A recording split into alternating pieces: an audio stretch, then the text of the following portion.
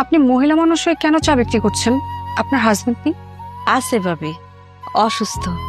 আগে রিক্সা চালাইতো, একটা অ্যাক্সিডেন্ট কইরা প্যারালাইজ হয়ে বিছনায় পড়া রইছে, কিছুই করতে পারে না। তাহলে তো আপনার অনেক কষ্ট, আপনি মোটেও সুখী না। আমি সুখে না, এটা আপনারে কে কইছে? আমার মতো সুখে এই দুনিয়ায় আপনার কাউরে পাইবেন না।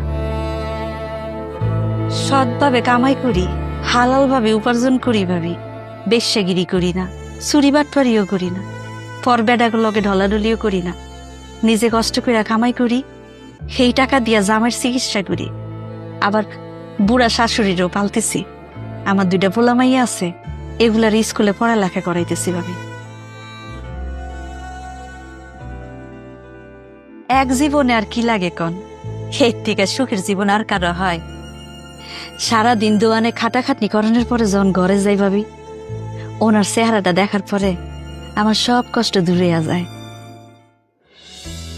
প্যারালাইজড হাজবেন্ডের মুখ দেখে আপনার সব কষ্ট দুঃখ দূর হয়ে যায়? যাইব না কেন? উনি তো আমার সুখ, আমার শান্তি। উনি যখন ভালো ছিল, আমার সুখে রাখনের লেগে দিন রাত কত কষ্ট করছে। রিক্সা চালাইয়া 2 বেলা খাওয়াইলেও ভালোবাসার কোনো কমতি আছিল না, সুখেরও কমতি আছিল না। স্বামী প্যারালাইজ হয়েছে বইলা আমি তারে দেখে অসুখে থাকবো, সেটা তো হইতে পারে না। আরো কি জানেন ভাবি, পোলামাইয়া 2টা যখন স্কুল থেকে ফিরিয়াইয়া মা কইয়া জড়াই ধরে, আমার সব কষ্ট দূর হইয়া যায়। তখন মনে হয় আমি এই শহরের রানী, এই ঢাকার শহরের রানী ফুলি। আমার মতো সুখে এই শহরে আর কেউ নেই। আমার ঘরে টাকা পয়সার অভাব থাকতে পারে, কিন্তু সুখের কোনো অভাব নাই ভাবি। আল্লাহর রহমতে আপনাকে দোয়াই মেলা সুখে আছি।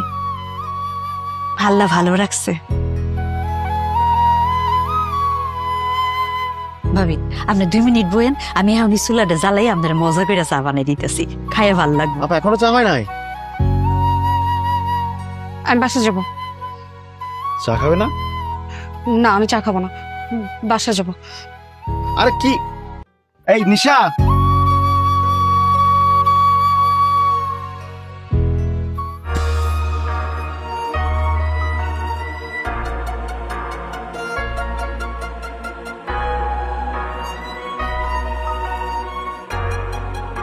যাও রুমে গিয়ে ফ্রেশ হয়ে নাও। ঘুম থেকে উঠে কালকে সকালের লয়ারের কাছে গিয়ে যাবতীয় ফর্মালিটিস পূরণ করেন। তুমি তো ডানা মেলা পাখির মতো উঠতে চেয়েছিলা, কালকে থেকে উঠতে পারবা, তোমার ছুটি।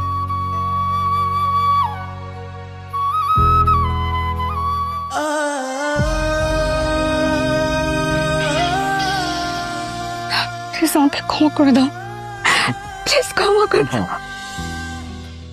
সরি কেন বলতেছ? সরি কিসের জন্য? আর কিসের জন্য এবার তুমি আমার কাছে ক্ষমা চাচ্ছ? জানো, আমি এইভাবে আগে কখনো মানুষ দেখিনি। মানুষের জীবনে এত কষ্টে থাকার পরেও তারা এত সুখে কিভাবে থাকতে পারে, এটা কখনোই আগে আমার চোখে পড়েনি। শুধু তুমি না, আমাদের আশেপাশের অনেক মানুষ এইভাবে কখনো দেখে নাই, অনেকের চোখে পড়ে না। আমরা যদি আমাদের আশেপাশের মানুষগুলোর দিকে একবার ভালো করে তাকাই, তাহলে আমরা বুঝতে পারবো যে আমরা কত ভালো আছি, কত সুখে আছি।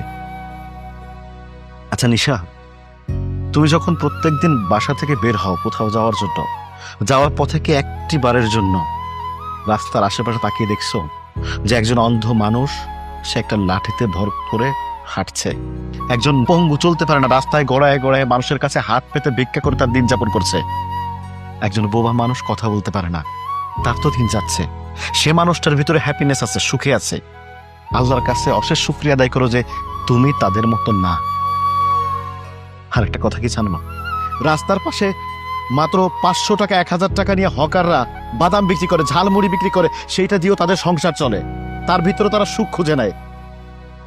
আর রোদের ভিতরে সারাদিন বসে তরকারিওয়ালা 1000 2000 বা 5000 বা 10,000 টাকার পুঁজি নিয়ে ব্যবসা করতেছে, সারাদিন পরিশ্রম করে রোদে পুড়ে সন্ধ্যার পরে বাজারে নিয়ে ঘরে যায়, যখন স্ত্রী সন্তানের দিকে তাকায় না, তাদের সুখ পায়, সেখানে তারা সুখী হয়। শোনো নিশা, সুখে থাকতে হলে নিজের ইচ্ছে শক্তির প্রয়োজন।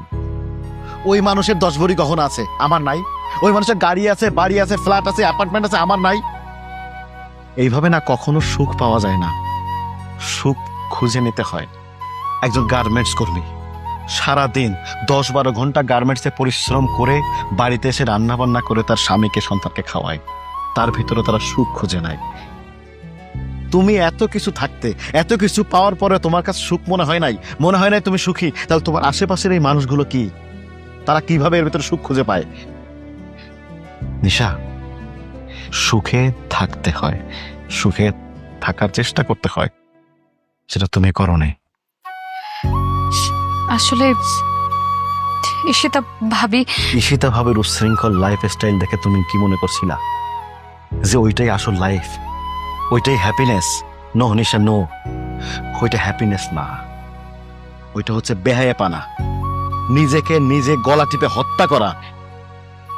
আমি তোমাকে ভালোবাসি, হ্যাঁ, আমি তোমাকে প্রচন্ড ভালোবাসি, আর তোমাকে সুখে রাখার জন্য আমার সমস্ত চেষ্টা। তোমার জন্য না আমি আমার অনেক বড় ভুল বুঝতে পেরেছি, মানুষকে এইভাবে দেখতে পেরেছি। আমিও তোমাকে অনেক বেশি ভালোবাসি। আজকের পর থেকে আমি আর কোনোদিন কখনো তোমাকে ছেড়ে যাওয়ার কথা বলবো না, ডিভোর্সের কথা বলবো না। প্লিজ আমাকে ক্ষমা করে দাও। তোমাকে আর ক্ষমা চাইতে হবে। আমি জানি তো, আমি জানি আমার লক্ষ্মী বউটাকে আমি যেমন ভালোবাসি, সে আমাকে ততটা ভালোবাসে। শুধুমাত্র ওই মোহের কারণে আমার এই লক্ষ্মী বউটার মাথার ভিতরে একটা ভূত বসছিল। আমি যে এই যে আশেপাশের লোকগুলোকে তোমাকে দেখালাম, আমি শুধু তোমাকে বোঝাতে চেয়েছিলাম সুখে থাকা কাকে বলে, তুমি আমি কতটা সুখে আছি। আমি তোমাকে কোনোদিন ডিভোর্স দিব না, বা তোমার ডিভোর্স কোনোদিন অ্যাকসেপ্ট করব না, কারণ আমি সারা জীবন আমার এই লক্ষ্মী বউটার সাথে থাকতে চাই।